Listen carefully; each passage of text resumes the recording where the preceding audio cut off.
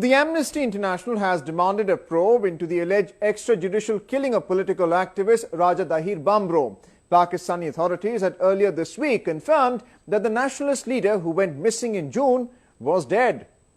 The Amnesty International has sought an impartial, independent and transparent investigation into the abduction and extrajudicial killing of Raja Bambro.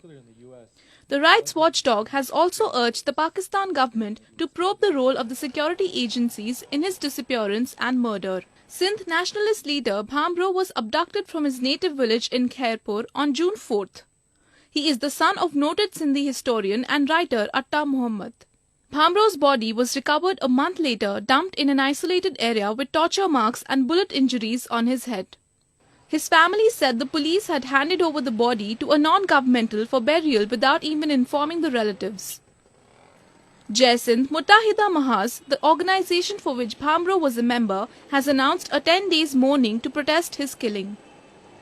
The World Sindhi Congress is also holding a demonstration in London on Sunday to bring international attention on the long-standing issue of enforced disappearances and unending extrajudicial killings by Pakistani security agencies.